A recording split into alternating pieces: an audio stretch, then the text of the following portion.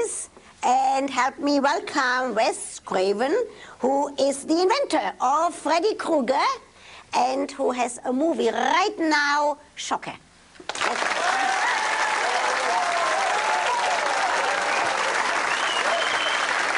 you, Wes. And also, we have another guest all the way from Los Angeles via satellite. Help me welcome Clive Barker, who is working on a new film. A famous writer who wrote a book in the flesh and a story on Madonna. Let me ask you, Wes, first. How do you scare our young people in these movies? How do you do that?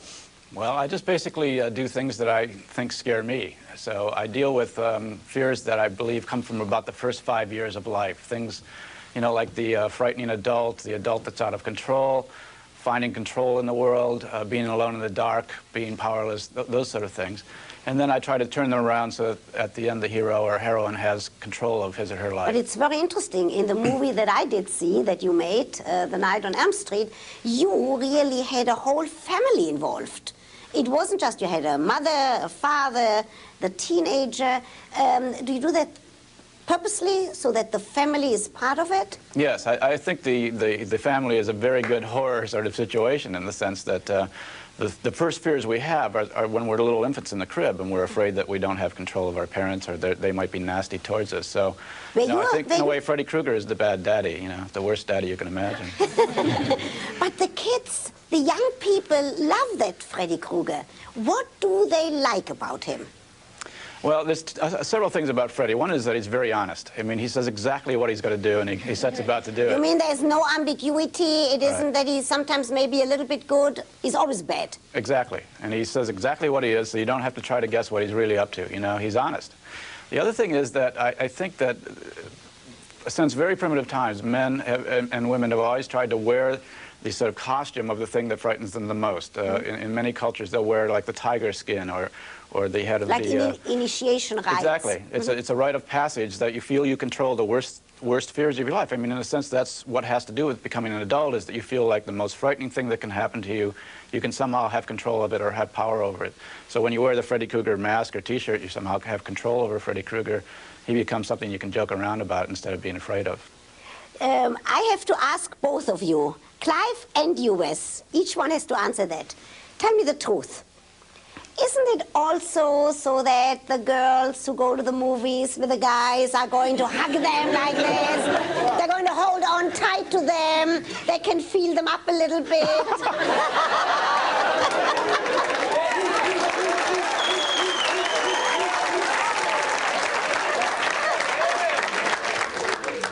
Is there anything so bad about that? No. I just want to know if that's a little bit in the back of your mind, Clive. I think what's in the back of my mind is giving everybody in the theater a good time. I think girls and boys together, hey, why not?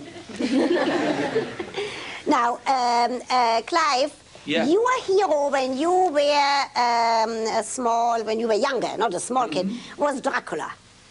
I love Dracula. What do you love about him?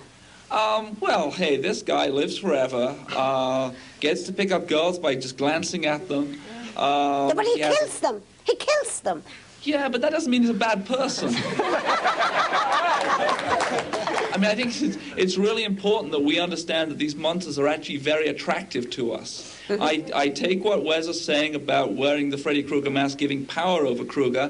But there's also a part of us that actually wants to be these monsters. These monsters are very powerful figures. They're things, they're creatures who have powers that maybe we want. I would love to be able to fly. I'd love to be able to turn into a wolf and live forever. Those are wonderful attributes. And so when I was a kid, Dracula was a very attractive, very sexy figure. I would like to be him. Just because he gets all of these women? Well, that's one thing, yeah. He's a sharp dresser, too. Wes, Yeah. why does that Freddy Krueger, why does he have to have such long fingernails? Well, because he's not nervous at all. He never bites his nails.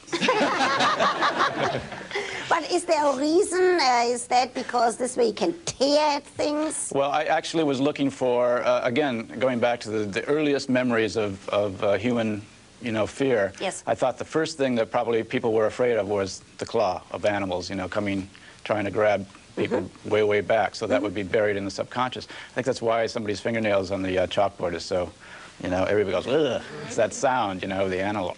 And is that maybe why you, Clive, in terms of the Dracula, when the Dracula was sexually arousing, because that's what it is to some women, when you were much younger, did you decide you are going to scare people like that? Yes. You did? From a very early age, it seemed like a good thing to do. When I was a kid, I wasn't good at sports, I wasn't good at very much, but I was good at scaring people. And that gives you, actually, I have to admit, a certain power over people. If you can make people laugh, you have power over people. If you can scare people, you have power over people. How much, to both of you, I'll ask Wes first, how much does the imagination play a role in all of your work? Well, it's a big part. I mean, that is the original house of nightmares, is the human imagination. That's where all so you, fears come Wes, from. you walk around in the streets and then suddenly you think it would be nice if blood comes out of here and blood comes out of there? Well, you just get it from all sorts of places. I mean, the idea for nightmare came when I was in a coffee shop, and I had just been reading an article about somebody who had had a bad nightmare and had tried to stay awake for 3 days and then had fallen asleep and had died in his sleep in the middle of another nightmare. And it suddenly hit me in a coffee shop. That would make a great movie. So, well, it did, Where did, in addition to Dracula, Clive, where do your ideas come from? They come from everywhere. Sometimes they come from my dreams, a lot from my dreams. You see, I've always felt that when I was a kid, all this stuff was bubbling up inside me, all the imaginative stuff, all the dark stuff. And what happens is your teachers and your parents tell you not to do that anymore. They tell you the imagination is bad. They tell you that the real world is the thing that has to be faced. And I think that the imagination can not only be a very healing thing for us, but if it's repressed, it can actually do us harm. I don't have nightmares, ever. Because you give it to us. Yes, I hope so. The darkest stuff inside me is being expressed. I think that's very healthy. But I'll ask both of you, why, Wes first, Wes, why does it have to be so gross? Why does it have to be tearing at flesh and the bed opening and people disappearing? Well, again, it has to, I think what Clive is talking about is not that very sophisticated, layered sort of thing that, school and everything else gives us. It's very, very simple. It's down to the body, which is, the simplest thing that we all possess and have to depend on is our own body. So if that's threatened, that is ultimately threatening. And we want to know, in a sense, that it has real guts to it. It has an insides, and that we know that it's fragile. And a film that has that in it somehow, it's not civilized. It's not, has to do with that very sort of, processed reality. It's unrefined. I see and that Clive way it's refreshing. Nodding. Yes, it's not just that. It's also the fact that I think Wes and I are both trying to make things, images which nobody has seen before. And some of those images are going to be gross. I want people to come to my movie, to Nightbreed, or go to Shocker or whatever, and see images that they could not in their wildest dreams have created. That's part of our duty as artists. That's most fascinating. Stay right there. We will be right back to talk more about horror and teenagers.